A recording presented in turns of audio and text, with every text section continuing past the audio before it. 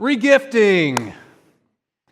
How many of us would admit to regifting a present? You know, it's kind of, all right, we've got some hands coming up already. You know, it's when you get a present and then you decide that let's just say it's not quite for you, right? Maybe the necktie was not quite my color, or the knick-knack doesn't match the decor of your house, or the sweater is a little too, what's the word I'm looking for, ugly. Or maybe you're just all set on socks and underwear this year, and you don't want to see this gift go to waste, so you pass it on to somebody else. The word regifting was popularized several years back on a show called The Seinfeld Show. I don't know how many of you remember this, but I was actually able to find a 1-minute synopsis of this episode. Hopefully our technology comes across. Yes. What, are you kidding? Here, 2 tickets. Have a good time. Tim, you didn't have to get me a thank you gift. I know, it's a label maker.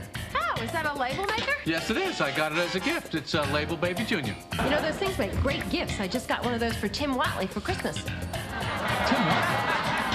Yeah, who sent you that one? One Tim Watley. No, my Tim Watley? The same. He sent it as a thank you for my Super Bowl tickets. He recycled this gift.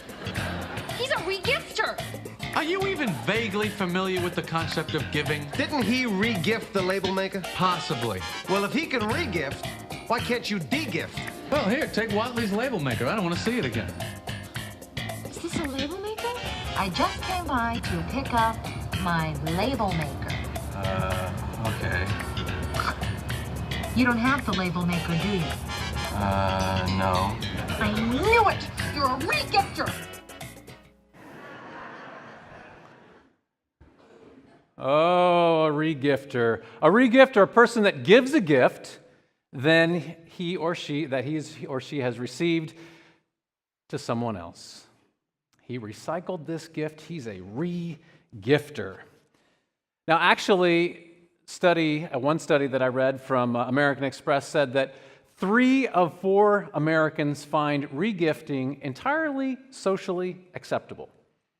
And that same survey showed that the average person in this country regifts, any guesses? 4 Christmas gifts per year.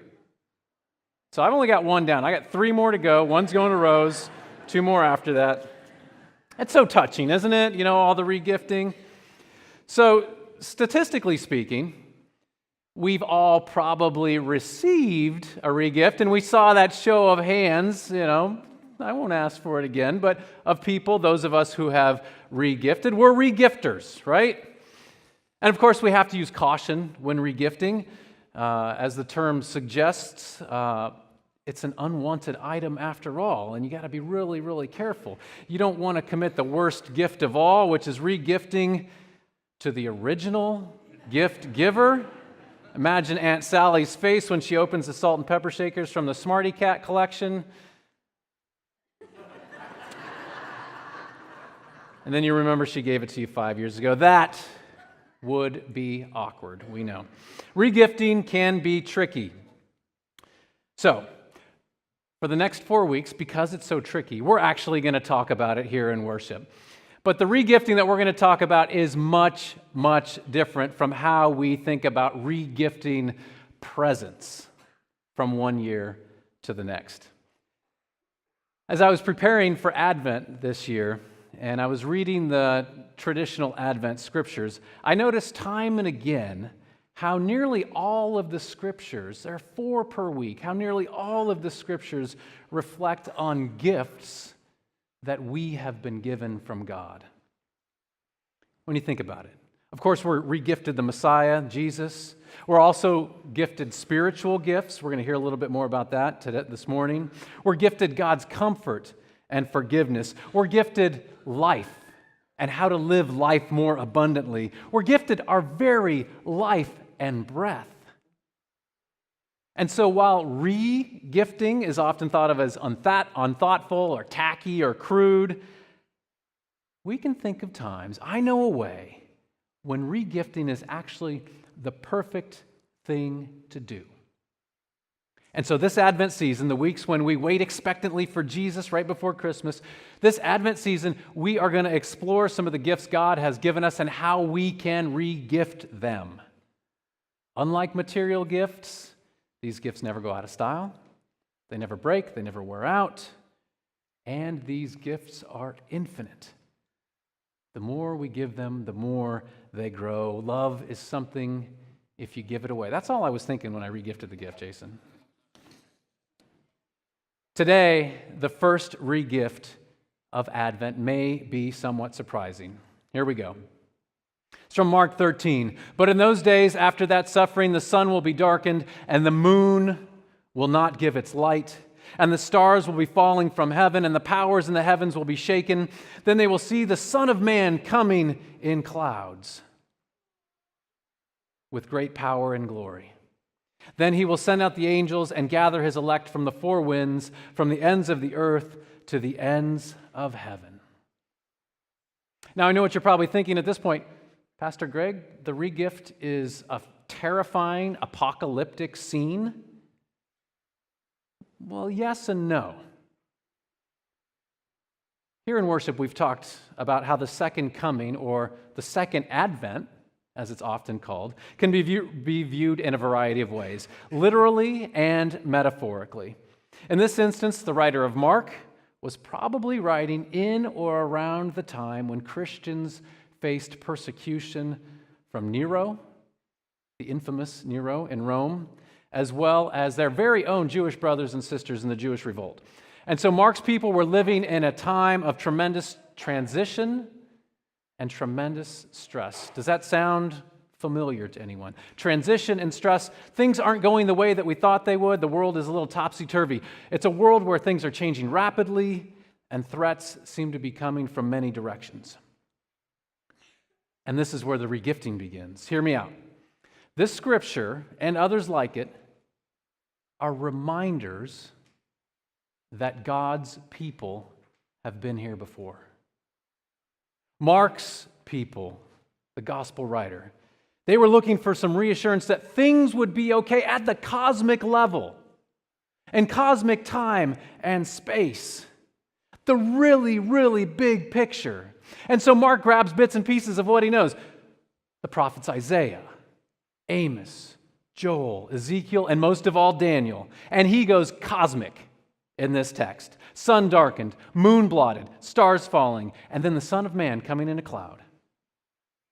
And the faithful are safely gathered. We usually don't view it this way, but is this hope found in the second advent?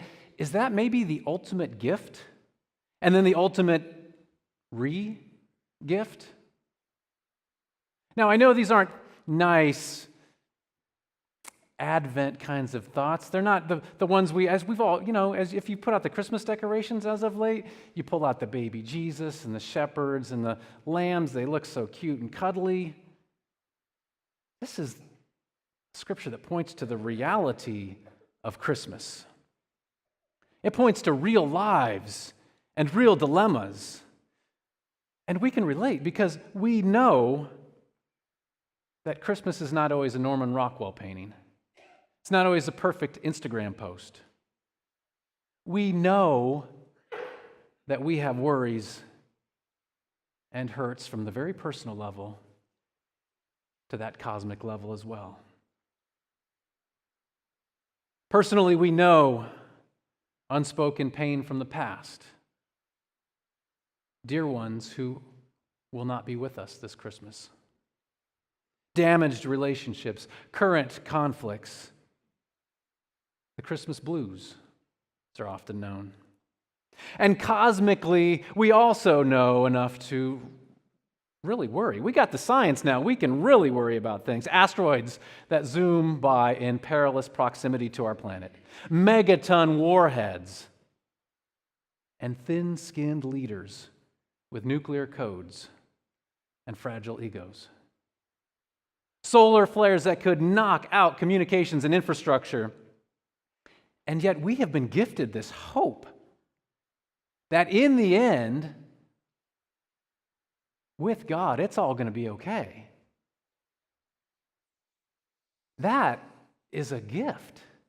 What a gift to know that there is something much bigger than what's going on right now. What a gift to know that other Christians have been through this before. Imagine what a regift.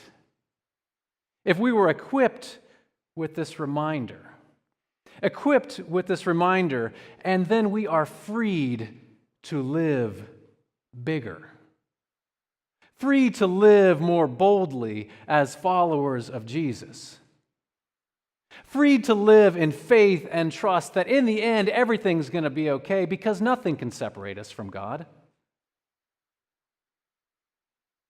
Freed to live into the world with confidence that in itself is a gift to our neighbors near and far. Freed to live unapologetically as people of peace. Freed to live self-sacrificially as people of service. Freed to live bravely as those who open the door to all. That's what we're going to be talking about this Advent. So go ahead and do it. Regift away. In the coming weeks, we're going to be talking even more about this. We're going to talk about the gifts that we've been given and how we can re-gift them. I hope that you will all be here as much as you possibly can. I will. Let's stand and sing together.